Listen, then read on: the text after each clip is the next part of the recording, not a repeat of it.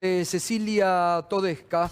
¿Qué tal, Cecilia? Gracias Hola. por venir. Buenas noches. noches. ¿Qué tal? Qué brete que se metió Juntos por el Cambio con este proyecto de dolarizar. Ahora hasta ellos mismos lo rechazan, ¿no?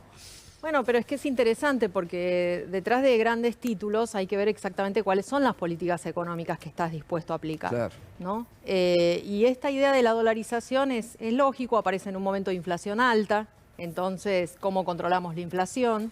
Pero de ningún modo el control de la inflación puede ser a costa del proyecto productivo de la Argentina, pues eso tiene patas muy cortas, lo vivimos durante la convertibilidad. Claro. Pero está bien que ellos digan exactamente qué plan tienen para la Argentina. Sí, van quedando al desnudo, ¿no? Y como decía Melconian recién, más ajuste, ¿no?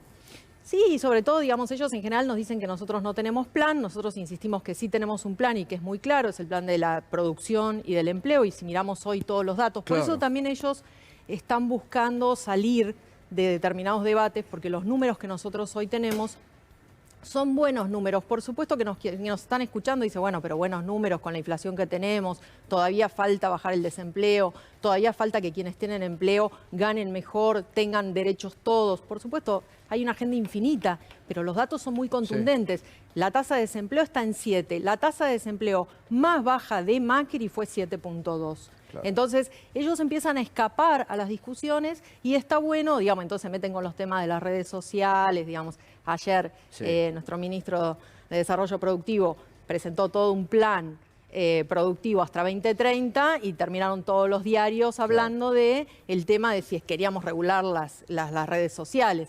No es inocente, es justamente salir del debate que tenemos que dar. Pero ¿no? es interesante, Cecilia, esto que estás planteando, porque justamente, yo lo decía al inicio, a todos los argentinos nos deben poner cuando hay números buenos de la economía, ¿no? La economía creció 10% el año pasado, uno de los pocos países del mundo, el bajo desempleo, febrero, récord de exportaciones. Eso no se hace con magia, ¿no? No, es producto de la política industrial, va dando sus resultados, a pesar de que tuvimos 2 años pero muy atípicos, como todo el mundo sabe. Entonces, si nosotros seguimos apostando por la producción y por el empleo con derechos, tenemos que ir notando, por supuesto, una mejora. ¿Todo lo que nos gustaría, a la velocidad que nos gustaría? No, por supuesto que no. Yo venía pensando para acá, no es ay pero Macri, es hay, pero la industrialización, hay, pero el mercado laboral con derechos.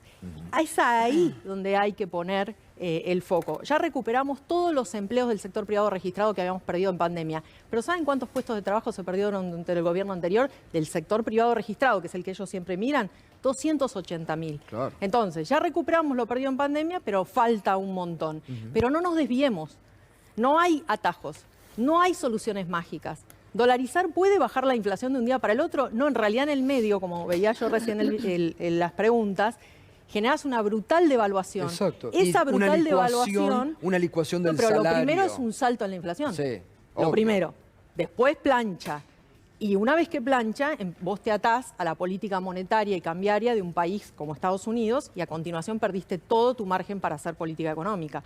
Esto ya nos pasó también durante la convertibilidad. Pero creo que todos lo tenemos más o menos claro. Pero está bueno que ellos digan exactamente qué es lo que quieren hacer. Ahora, volviendo a estos datos, Cecilia, digo que no es magia, todo se va encadenando, ¿no? Porque se crea empleo, se exporta más y baja, que es alto todavía, pero baja el nivel de inflación. Estamos hablando de hoy casi de 1 millón de hermanos nuestros que salen de la pobreza y 700.000 de la indigencia, ¿no? Sí, claro. Siempre hay que recordar, ¿no? La crisis de balanza de pagos con Macri, 10 puntos porcentuales aumentó la pobreza. Y con nosotros, por pandemia, 6,5 puntos porcentuales. Y de ahí tenemos que ir volviendo, ¿no? Y por supuesto, hoy 37, bajando de un número tan alto. También disminuyó mucho la pobreza infantil, que también está escandalosamente elevada, ¿sí? Por arriba del 50, pero había llegado al 57, ahora está en el 52.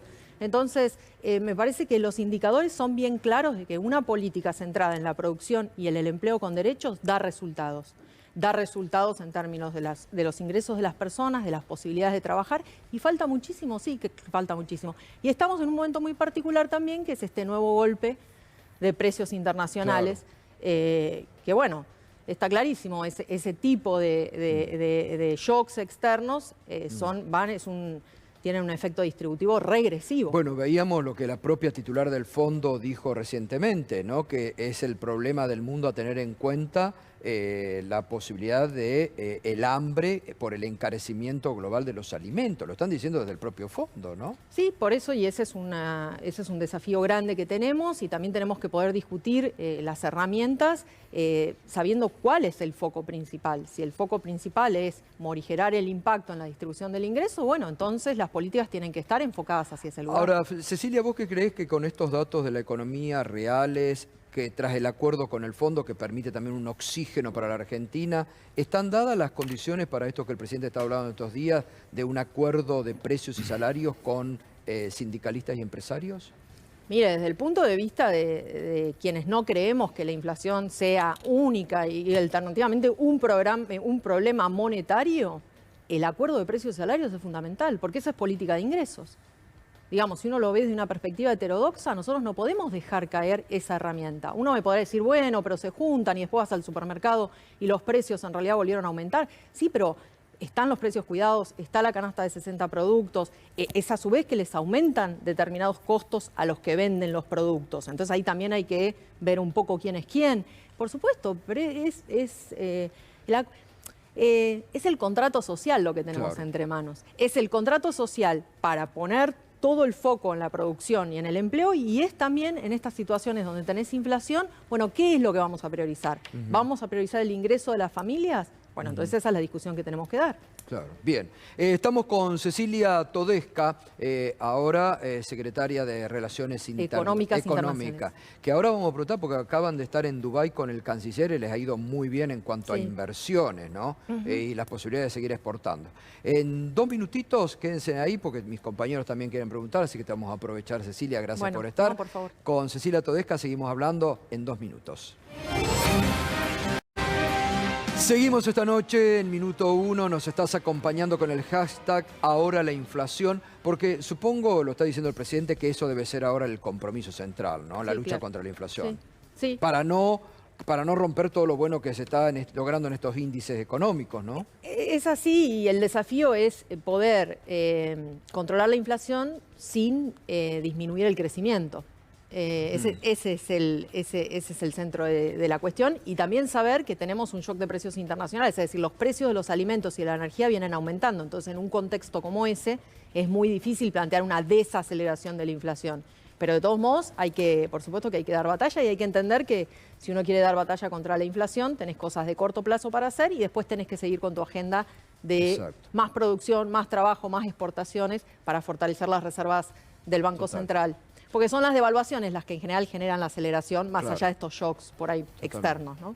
David. Sí, Cecilia, buenas noches. Buenas noches. Respecto del bono a los jubilados, ¿qué se podrá saber? Hablábamos de política de ingresos, el gobierno lo está analizando. Y por otro lado, respecto del crecimiento, hay economistas ortodoxos que dicen, bueno, este año en realidad vamos a tener un estancamiento y nos vamos a mantener con suerte en el nivel de diciembre del año pasado, y con eso, con el arrastre, creceríamos 3-4%, pero no hay crecimiento genuino.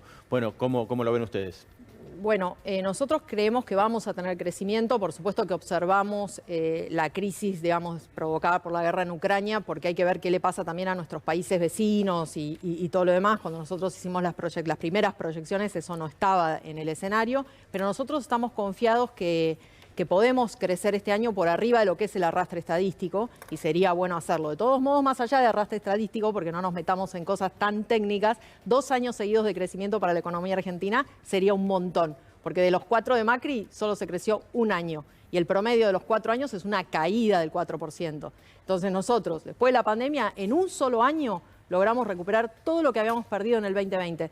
Recuerden, si ustedes que tienen buenos archivos, vayan para atrás, nos decían que íbamos a necesitar 4 años para recuperar lo perdido en 2020. En un solo año lo recuperamos. Insisto, ¿falta mucho? Por supuesto que falta mucho, somos absolutamente conscientes.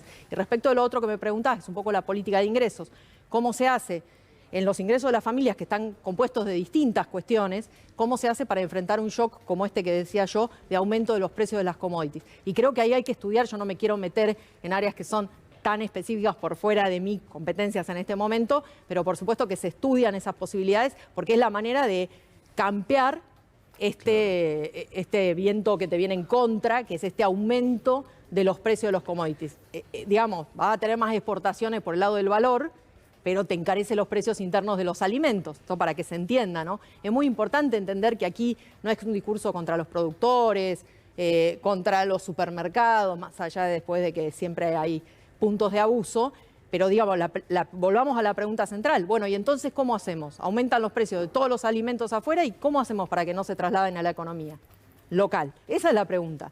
Y eso es lo mismo que hay que preguntarle también a la oposición, porque te dicen, no, impuestos no, a todos dicen que no. Entonces la pregunta sería igual, yo te voy a decir lo que van a responder, bajar los impuestos. Eso ellos ya lo hicieron y no resultó, porque vos bajás los impuestos, el precio queda en el mismo lugar y el que se lleva los impuestos es el que puede llevarse los impuestos. Entonces esa no es, y de financiar al sector público que después no puede dar el bono, ¿no? Entonces es lo único que te van a responder. Sí, de hecho ayer lo propuso María Eugenia Vidal, sacarle impuesto a pymes, dijo. Bueno, desde ya, es que siempre es el mismo discurso y no quiere decir que no haya, como nosotros también hemos tenido distintos proyectos, por ejemplo el de Ley de Economía del Conocimiento, uno da ciertos incentivos fiscales a determinados sectores, pero no como una política antiinflacionaria. No funciona eso. Vos lo das porque decís, en este sector yo puedo generar más trabajo, puedo generar más exportaciones, entonces le doy a todo el sector un determinado beneficio fiscal, ¿sí? Pero no como política antiinflacionaria. Y además de financiar, ¿no?, al Estado. Y además después te dicen, y además tenés que bajar el gasto. Entonces no. Por eso es muy importante preguntarles a ellos qué harían frente a cada uno de los problemas. Cecilia, es indudable que hay una situación de crecimiento de la economía, bajó la desocupación, desde 2015 no se tenía una cifra similar, pero también es indudable que el shock de precios afecta directamente a la mayoría de los trabajadores, a todos, pero particularmente a aquellos que están ahí. Y hay millones de trabajadores que hoy tienen empleo registrado y sin embargo son pobres. Digo, el otro día mostrábamos trabajadores que laburan todo el día y sin embargo tienen que ir a buscar una vianda a un comedor. ¿No es necesario también hablar de un shock de salarios particularmente? Sí, lo que hoy tenemos a la salida de las pandemias y todas nuestras crisis es mucha heterogeneidad entre los sectores. Entonces yo te doy un par de ejemplos para que se entienda lo que digo. Vos podés tener un restaurante en la zona norte de la provincia de Buenos Aires en el que realmente deberían pagar más salario. Sí, deberían pagarlo. Y sin embargo vas a tener un restaurante en el microcentro de la ciudad de Buenos Aires que todavía ni siquiera recuperó lo mismo que vende 40 o 50% menos que antes de la pandemia. Entonces cuando vos decís, todos tienen que pagar más salario, ¿es realmente factible? Lo que no quiere decir que no tengas que mirar y hacer determinadas políticas de ingresos, determinados bonos específicos. Si aumentan los precios, como ha pasado por un shock externo, vos tenés que darte una política de recomposición de ingresos de las familias. ¿Cómo? Bueno, esas son las cosas que se están discutiendo. Insisto, no me quiero meter en el detalle que no me compete, pero sí que hay que ver cada una de los componentes que hacen al ingreso de las familias. Una jubilación, un plan, un trabajo. La UH, que el gobierno permanentemente La UH está atada a la fórmula de las jubilaciones, ¿no? Y la jubilación mínima no viene perdiendo contra la inflación, pero cuando vos tenés una aceleración de los precios, eso se te desmarca. Y cuando se te desmarca, como ya lo hicimos en otros momentos, lo que tenemos que hacer es salir con esas medidas que te den un pequeño escaloncito. Y por supuesto que sabemos que hay un conjunto de trabajadoras y trabajadoras formales e informales en los dos mercados, que les cuesta mucho llegar a fin de mes y que laburan, se levantan todas las mañanas y todos los días tienen que batallar para ver cómo van a pagar los gastos. Pero para que eso se mejore, la economía tiene que seguir creciendo, tenemos que generar más y mejor empleo. No hay soluciones mágicas. Ahora ahí, por ejemplo, ustedes estuvieron hace poco con el canciller en Dubái en el marco de una feria internacional donde fueron empresarios y donde realmente se vio la capacidad de exportar de la Argentina, digo, porque hay sectores que les está yendo muy bien y están buscando, ¿no? Sí, fuimos con varios de economía del conocimiento, digamos, software, digamos, biotecnología, hay distintos sectores. Ahí lo que estamos teniendo es muchas exportaciones y también mucha demanda de trabajo. Y conversábamos un poco, ahí el desafío que tenemos es poder formar a los chicos y las chicas para que puedan ir tomando esos empleos. De hecho, habría más empleo si tuviésemos... La capacitación. Claro, todas las capacitaciones, pero que se pueden ir logrando, ¿no? Ese es un sector en el que estamos bien y, por supuesto, en las misiones que hacemos con el canciller siempre tenemos el ojo puesto en exportar más y en lograr que venga más inversión productiva a la Argentina, ¿no? Ese es nuestro norte. Cecilia, muchas gracias, como siempre. No, muchas gracias a ustedes. Buenas noches. Clara. Buenas noches. Muchas Buenas gracias. noches. Gracias. Cecilia Todesca pasó, con los datos alentadores que está teniendo en el último momento la economía argentina.